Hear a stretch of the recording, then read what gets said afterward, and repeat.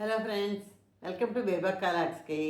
వాళ్ళు ఏంటంటే ఆడవాళ్ళు ఎప్పుడూ లోపల లోపలే ఉండిపోతున్నారు. వాళ్ళు వెలుగులోకి మళ్ళీ రావాలంటే ఏం చేయాలి? ఎన్నో చెయ్యాలి. అంటే రకరకాల దారులు ఉంటాయి. ఎవరికి ఏ దారిలోంచి వీలైతే ఆ దారిలోంచి పైకి రావాలి, వెలుగులోకి రావాలి. మనం కూడా మారాలి. మనం ఇలా ఉండిపోకూడదు.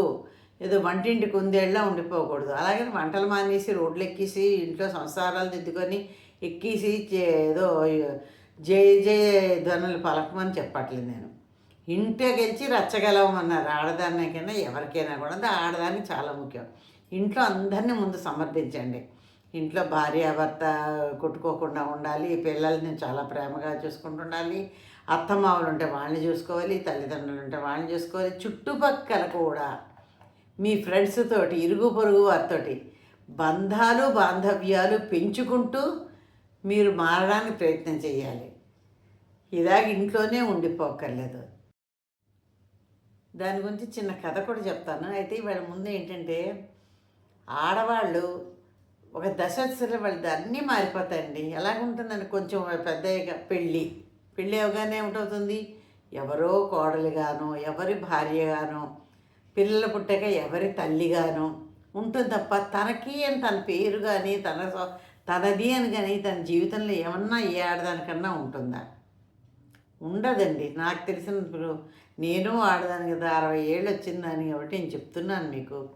ఏంటంటే ఎంతసేపు వాళ్ళ కోసం వీళ్ళ కోసం తాపత్రయపడతాం తప్ప మన కోసం మనం ఏం చేసుకుంటున్నామని ఒక్కరోజు కూర్చొని రోజు ఒక 5 నిమిషాలు 10 నిమిషాలు ఆలోచించుకుంటూ ఉంటే మన జీవితంలో మార్పు రావడం ఖాయమండి. చెయ్యాలి. నేను ముందే చెప్పాను కదా, ఇంటకెళ్ళి రచ్చగని ముందు ఇంట్లో వాళ్ళని సాటిస్ఫాక్షన్ చేసి ఇంట్లో వాళ్ళని ఒప్పించి మనం బయటికి వెళ్ళి అప్పుడు మనం ఏమన్నా చేయడానికి ప్రయత్నం చేస్తే గ్యారంటీగా జీవితంలో ముందుకు వెళ్ళగలుగుతాం. అసలు ఫస్ట్ ఆడవాళ్ళకి మనమే గుర్తుంచుకోవాలి. నేను ఇలాగా, నేను ఫలానా, నాకు ఇంత టాలెంట్ ఉంది. మన టాలెంట్ మనం గుర్తుంచుకోవాలి. మన విలువలు మనం గుర్తుంచుకోవాలి. ఎవరో గుర్తించాలని ఎదురు చూడగా, ఎవరో వస్తారు ఏదో చేస్తారు మోసపోము అన్నట్టు ఎవరో మనం గుర్తించాలి, ఎవరో మనని పొగడాలి, ఇవి ఎవ్వరికీ వద్దండి.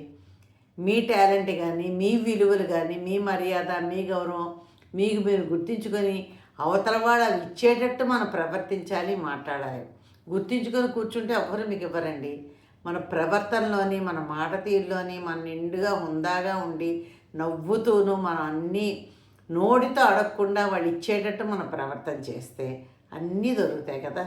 అవునా కదా? అయితే దీని గురించి ఒక నిజంగా జరిగిన జీవితంలోని నీలిమ అని ఒక ఆవిడ ఉంది. ఆవిడకి జరిగిన జీవితంలో జరిగింది ఒక కథ రూపంలో మీకు అందిస్తున్నాను నేను. స్కిప్ చేయకుండా వినండి. ప్రతి ఆడవాళ్ళు మీకు జోహార్లు. మీకే ఇది ఒక ఆడ మనిషి, ఒక నీలిమ అని ఆవిడ జీవితంలో జరిగిన కథ అండి. కథ అంటే కథ కాదు, ఆవిడ జరిగిందే సత్యమే ఇది. అది కథ రూపంలో మీకు చెప్తున్నాను. 38 సంవత్సరాలు నీలిమ ఒక ఆవిడ ఉంటుందండి. ఆవిడకి పెళ్ళి అవుతుంది, పిల్లలు పుడతారు. ఏముంటుందండి? ఇవి రోజు లేవడం, గుడ్డు చాకరీ చేయడం, వీళ్ళకి పెట్టడం, వాళ్ళకి పెట్టడం, వీళ్ళని పంపించడం, వాళ్ళని పంపించడం. ఇదేనా నా జీవితం, ఇలాగైనా ఉంటాను అని అనుకుంటూ ఉంటుంది. ఇలా ఇంట్లో పనితో పోరాడమే అయిపోతుంది తప్ప తను ఏమైనా చేయగలదా, తనకి ఏమన్నా వచ్చునా అనే ఆలోచన కూడా ఆవిడ బుర్రలో చెడిపోతుంది. అది చుట్టుపక్కల వాతావరణం వల్ల అవన్నీ వెళ్ళిపోతాయండి. మనం ఉన్న కోరికలు ఆడవాళ్ళకి చాలామందికి ఇంట్లో సరైన ప్రోత్సాహం లేకపోయినా తనకి ఎవరు తనకున్న కళల్ని కూడా ప్రోత్సహించడమో, లేదా తనకున్న తెలివితేటలతో చదువుకోమండమో, ఇలా రకరకాలు ఉంటాయి కదా. ఏవి ప్రోత్సాహం లేకపోవడం వల్ల ఎక్కడ వేసిన గొంగళి అక్కడేలాగా ఉండిపోతారు. అలాగే నీలిమ కూడా పాపం ఉండిపోయింది. 38 ఏళ్ళు వచ్చాయి. అయితే నీలిమ రోజు డైరీ రాసుకునేది. తను పొద్దున్నే లేచి నుంచి రాత్రి పడుకున్న దాకా ఏం చేసుకుందో రాసుకునేది. అయితే ఆ డైరీలోని ఒక రోజు ఏంటి రాసుకుందంటే, అది 20 ఏళ్ళ వయసులో రాసుకున్నదనమాట. నేను ఒక స్కూలు టీచర్ని అవుతాను అని అవుతానని దృఢ నిశ్చయంతో రాసుకుంది తను. నేను ఒక స్కూల్ టీచర్ని అవుతాను అని ఒక దృఢ నిశ్చయంతో డైరీలో రాసుకుంది. అది ఇప్పుడు 20 ఏళ్ళ వయసులోనే. ఆ డైరీలో ఆవిడ తీసి చూడగానే ఆ రాత్రి ఆవిడకి నిద్ర పట్టలేదు. నేను అనుకున్నాను కదా, ఎందుకు నేను సాధించలేదు? నేను బ్రతికే ఉన్నానే, నా కళలు నేను ఎందుకు నెరవేర్చుకోవట్లేదు? ఎవరికి ఏమీ లోటు చేయట్లేదు కదా, నా కళను కూడా నేను నెరవేర్చుకోవాలి కదా అని దృఢ నిశ్చయం తీసుకుంది. ఆ రాత్రి ఇంక నిద్ర పట్టలేదు ఆవిడకి. ఈ వాక్యమే కళ్ళ ముందు కనిపిస్తూ ఉంటే అలాగ ఒక గట్టి నిర్ణయం తీసేసుకుంది. అయితే ఆవిడ అనుకుంటుంది, నేను ఎలా బతుకున్నాను, నా కళ కూడా ఇంకా బతికే ఉంది, అందుకే నేను ఇన్ని రోజులు ఇలా చూస్తున్నానా, ఆలోచించేనా, ఇవాళ ఈ డైరీలో రాసుకోవడం వల్లే కదా నాకు తెలిసింది, నాకు గుర్తుకొచ్చింది అనే నిర్ణయం తీసుకుందనమాట. అయితే నిర్ణయం తీసుకొని పొద్దున్న లేచాక భర్తతోటి అందనమాట, నేను టెట్ ఎగ్జామ్ రాస్తాను ఉంటుంది. అదేంటి అంటేను, నేను రాస్తాను, నాకు చదవాలని ఉందంటుంది. భర్త అనుకుంటాడు ఏదో అన్నదిలే ఇది, ఇంటికి అనేసుకుని ఆఫీస్కున్నాడు, ఆఫీస్కి వెళ్ళిపోయాడు, మాట్లాడలేదు, రిప్లై ఏమీ లేదు. వెళ్ళిపోయేసరికి తర్వాత తను వెళ్ళింది, అప్లికేషన్స్ తెచ్చుకుంది, నింపుకుంది, చేసుకుంది, అన్నీ చేసుకుంది. తిరిగి ఎగ్జామ్కి ప్రిపేర్ అవుతుంది. చుట్టుపక్కల వాళ్ళందరూ నవ్వుతున్నారనమాట. ఏంటి నీకు ఈ వయసులో అవసరమా, ఈ టెట్ ఎగ్జామ్ రాయడం అవసరమా, నీకు చదువు అవసరమా అంటేను, ఇంట్లో భర్త పిల్లలు అంటే వాళ్ళందరికీ ఒకటే సమాధానం చెప్పిందండి. ఇప్పటిదాకా మీ అందరినీ నేను చూసుకున్నాను, ఇప్పుడు ఒక్కసారి నన్ను నేను చూసుకుంటాను, ప్లీజ్ నన్ను ఎవ్వరూ డిస్టర్బ్ చేయకండి, మీ అందరికీ నేను అవసరాలు తీర్చే నేను కూర్చుంటాను, నన్ను నేను చూసుకుందికి నా ప్రయత్నాన్ని నన్ను ఆపకండి అని అడుగుతుంది.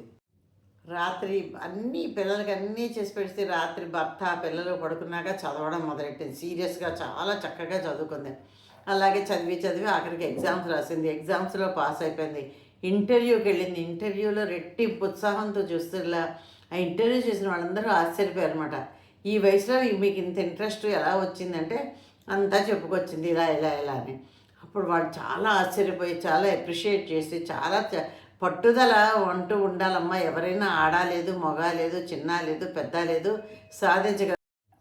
ఆవిడ ఉత్సాహం చూసి ఆవిడ మంచి పోస్ట్, టీచర్ పోస్ట్ ఇచ్చారు. చక్కగా ఆవిడ ఉద్యోగం చేస్తుంది. ఇప్పుడు ఆవిడ గవర్నమెంట్ స్కూల్లోని చక్కగా మంచి టీచర్గా ఉంటూ మంచి పేరు తెచ్చుకుంది.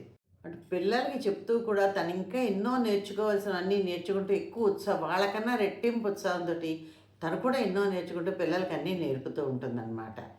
అంతే అందరికీ దగ్గర మంచి పేరు తెచ్చుకుందన్నమాట. ఇంత మంచి టీచర్, ఇంత మంచి. అప్పుడు భర్త కూడాను ఆవిడ్ని చూసి, నువ్వేదో చదువుతావు అంటే ఏదో నేను హాస్యంగా తీసుకున్నాను, కానీ నేను మనస్ఫూర్తిగా గౌరవించగలుగుతున్నాను, నీకు నిజంగానే మర్యాద ఇవ్వాలి, గౌరవించాలి, ఎంత పట్టుదలగా నీ కళని చిన్ననాటి కన్నీ 20 ఏళ్ళప్పుడు డైరీలో రాసుకుని కానీ 40 ఏళ్ళు వచ్చిన తర్వాత నెరవేర్చుకున్నావు, గ్రేట్, నువ్వు చాలా గ్రేట్ అని చెప్పాను. అలాగే పిల్లలు కూడా అంటారనమాట, మా అమ్మ గొప్ప టీచరు, గొప్ప హీరోయిన్ కూడా మా అమ్మ ఈ వయసులో నేర్చుకుందని. పిల్లలు కూడా చక్కగా గర్వంగా చెప్పుకుంటూ తల్లిని చూసి గర్వపడుతూ వాళ్ళు కూడా అనమాట మంచి బాటలో నడవండి. ఇప్పుడేనండి యథారాజా తథా ప్రజ, తల్లిదండ్రులు ఎలా ఉంటే పిల్లలు కూడా అలా ఉంటారు. చక్కగా వాళ్ళందరినీ కూడా కలిసి వాళ్ళందరూ కూడా పిల్లలేని తల్లిదండ్రుల బాటలోనే నడుస్తున్నారు అంటే భర్తగా భార్య గౌరవం ఇవ్వగానే ఆటోమేటిక్గా పిల్లలు కూడా గౌరవిస్తారు అనమాట. అలా గౌరవించారు. చాలా సంతోషకరమైన జీవితాన్ని వాళ్ళు గడుపుతున్నారు. ఇదండి, ఇది కథ కాదండి, ఇది మనం చూసిన నిజమే అన్నమాట.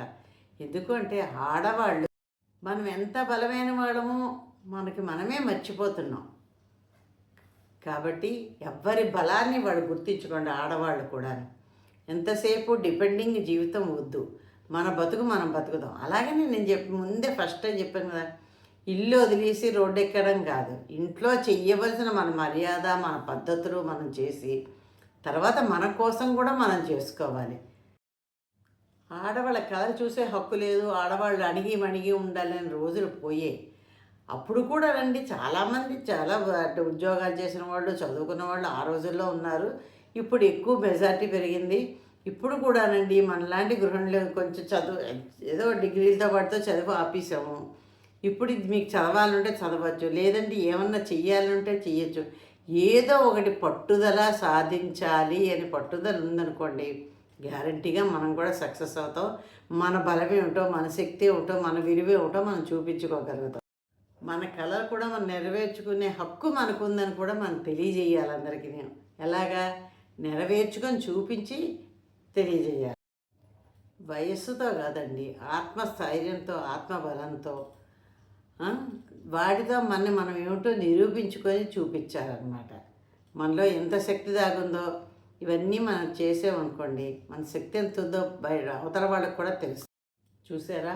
ఆడవాళ్ళు, మగవాళ్ళు, చిన్నవాళ్ళు, పెద్దవాళ్ళు అని లేకుండా ఎవ్వరి జీవితానికి తగ్గట్టు వాళ్ళు స్ఫూర్తిగా మార్చుకొని వాళ్ళ కళల్ని నిజం చేసుకొని మనలో ఉన్న ఆడశక్తిని నిరూపించాలి. అందుకే అంటారండి ఆడవాళ్ళు జోహార్లు అని. ఇదివరకు పాట వచ్చింది, సినిమాలు వచ్చాయి, ఎన్నో వచ్చాయి. కాబట్టి ఏ ఆడవాళ్ళు మిమ్మల్ని మీరు చిన్నచూపు చూసుకోకండి. గ్యారెంటీగా మిమ్మల్ని మీరు బాగాను మంచి మీ స్ఫూర్తిని, మీ కలల్ని, మీ ఆ కోరికల్ని అన్నీ కూడాను, మీ విలువల్ని ఇవి నెరవేర్చుకుంటూ మీ విలువల్ని మీరు పెంచుకుంటూ అందరికీ ఆదర్శంగా ఆడది నిలబడాలండి ఎప్పుడూ కూడాను. ఇదండి ఇవాళ నేను చెప్పదలుచుకుంది. ఇది ఎలా ఉందో కామెంట్లో పెట్టండి. మంచి ఆలోచన అండి.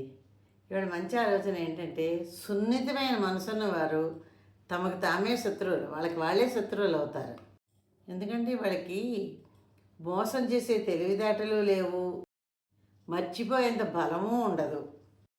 వాళ్ళకి ఒక్కడే తెలుసునండి, అన్నిటినీ మౌనంగా భరిస్తూ ఉండడమే వాళ్ళకి తెలుసు. ఇదండి వాళ్ళ మంచి ఆలోచన. ఎలా ఉంది ఆడవాళ్ళు జోహార్లు? మీకు మీరు ఇంక మీ ఆడవాళ్ళు మీ కాళ్ళ మీద నిలబడండి అని చెప్పింది చూసారా? ఇది ఎలా ఉందో కామెంట్లో పెట్టండి. అలాగే లైక్, షేర్, సబ్స్క్రైబ్ చేసి నాకు సపోర్ట్ చేయండి. Thank you.